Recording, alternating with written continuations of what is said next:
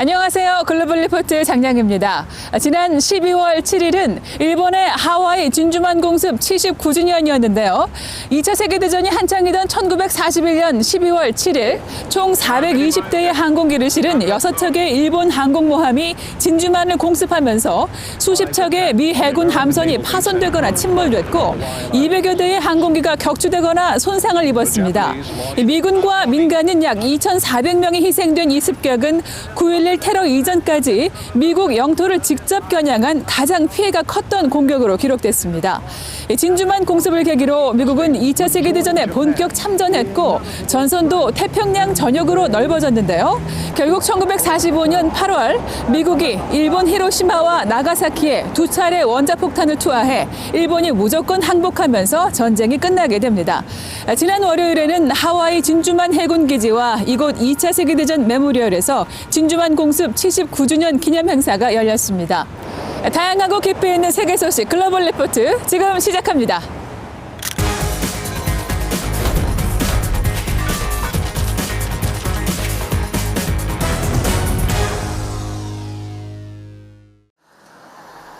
영국의 유럽연합 탈퇴 브렉시트 이후 영국과 유럽연합 사이의 관계를 정립하는 협상이 여전히 교착 상태로 알려져 이번 주 관심사에 올랐습니다.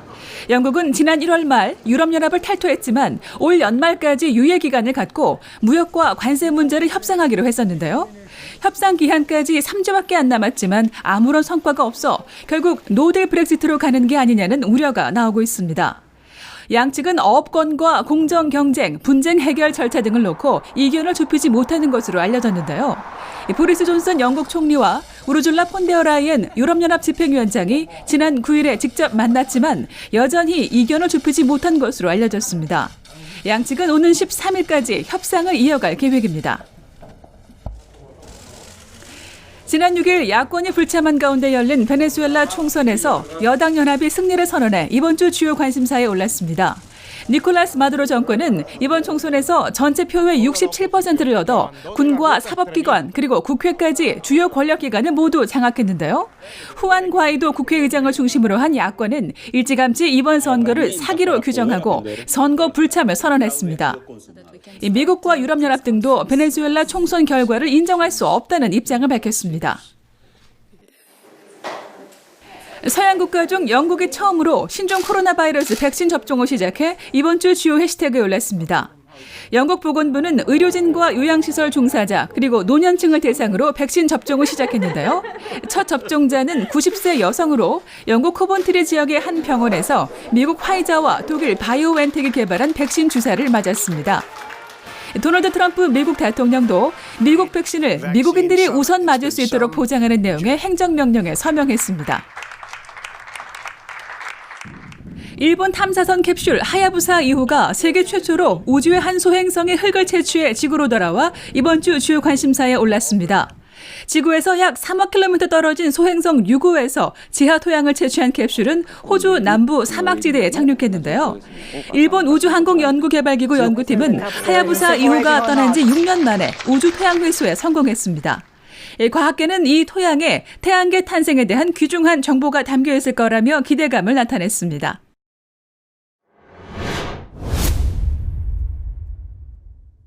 This case would draw the world attention to the arbitrary power of the criminal justice system, whose impartiality is manipulated by Beijing crackdown and the systematic violence in greater detail.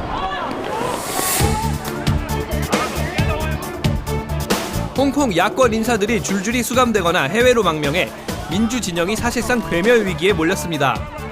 홍콩 법원이 지난주 조슈아 웡 씨 등 민주화 시위 지도자들에게 징역형을 선고한 데 이어 경찰이 야권 정치인들을 잇따라 구속해 배후에 있는 중국 공산당의 공안 통치가 더욱 강력해지고 있는 게 아니냐는 우려가 나오는데요. 클릭 글로벌 이슈 오늘은 나날이 자유를 억압받고 있는 홍콩의 상황을 살펴보겠습니다. 我亦都有可能係喺今日或者係不久嘅將來，係有一個可能性係要面對我人生第一次坐監。 홍콩 법원은 지난 2일 조슈아 웡과 아그네스 차우, 이반 램시 등 민주화 운동을 이끌어온 데모시스토당의 간부들에게 최대 13.5개월의 징역형을 선고했습니다. 이들이 작년 6월 홍콩 도심에서 경찰 본부를 에워싸고 벌어진 대규모 시위를 조직하고 선동했다는 혐의인데요. 이들 외에도 벌써 수십 명의 민주 인사들이 기소되거나 망명길에 올랐습니다. 조슈아 웡 씨는 또 다른 불법 집회 가담 혐의로 추가 기소 위기에 처해 있고, 아그네스 차오 씨 역시 지난 8월 홍콩 보안법 위반 혐의로 체포됐다가 보석 석방된 상태라 유죄가 선고될 경우 종신형까지 받을 수 있는데요. 중국 공산당이 누넷 가시와도 같았던 이들을 제거하기 위해 홍콩 당국을 압박해 형량을 더 높일 수도 있다는 우려가 나옵니다. I think that a lot of the prosecutions that we have seen ever since last year has been politically motivated in arresting leaders of the social movement. 홍콩 민주 진영의 순환은 이뿐만이 아닙니다. 중국 입법기관인 전인대 상무위원회는 지난달 홍콩 입법회의 민주 진영 의원 4명에 대해 일방적으로 의원 자격을 박탈했는데요. 이에 홍콩 야권 의원 15명 모두 항의의 뜻으로 의원직을 사퇴해버렸습니다. 민주 진영을 두둔해온 빈과일보의 지미 라이 사장은 석연찮은 사기 혐의로 지난주 구속됐는데요.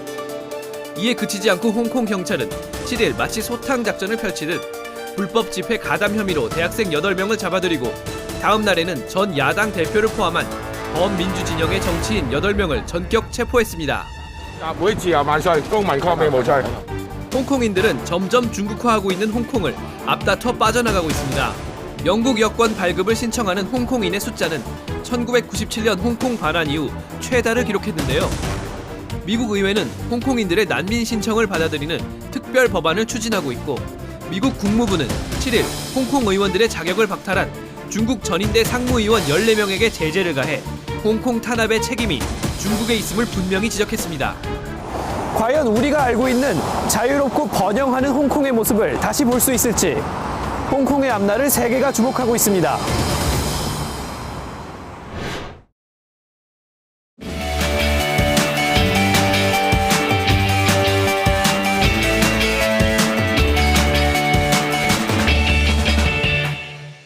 Are you from California? I love your accent. I'm totally from Cali. So in England, that's like exotic and sexy? Very much so. I auditioned for a big role. I found out that I booked that big role, which was just incredible. And I went to a fitting and they asked me to try on a bikini. And obviously I have an invisible disability until you kind of see it. So I put on a low-rise bikini that they gave me, and then the next day I received an email telling me that I did not have the role anymore because my ileostomy in the bag, the prosthetic bag attached to me, was too unsightly for the screen, and it was going to be too off-putting to the audience. If they just gave me a high-waisted bikini, you wouldn't be able to see it. So they could have made a very small adaptation, but they just chose not to. I decided to start See Talent as soon as I lost that role and saw that the accessibility and people with disabilities is so underrepresented. I have cerebral palsy, and that comes with being born premature. I was actually bit with the theater bug when I was 12 years old.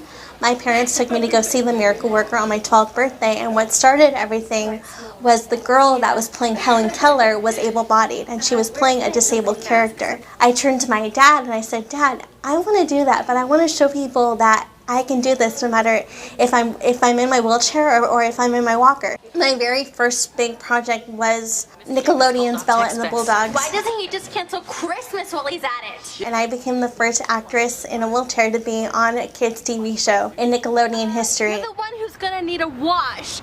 This is for Tex Fest. In 2012, I had a stroke. I'm visually impaired. I'm legally blind. Can't drive. You wouldn't know it. I'm afraid they won't hire me if they know. Really? Did it happen? No, I just got done on a feature film playing the lead where the character is visually impaired. So there you go. Nice. We have about 2% of roles being of disability. So if we represent anywhere from 13 to 25% of the population and we're only seeing 2% of the time, that's a problem. Of those 2%, 95% go to able-bodied actors. Great benefit of having a company that just solely represents people with disabilities. It makes us, our community, of importance. It brings a form of credibility to people with disabilities.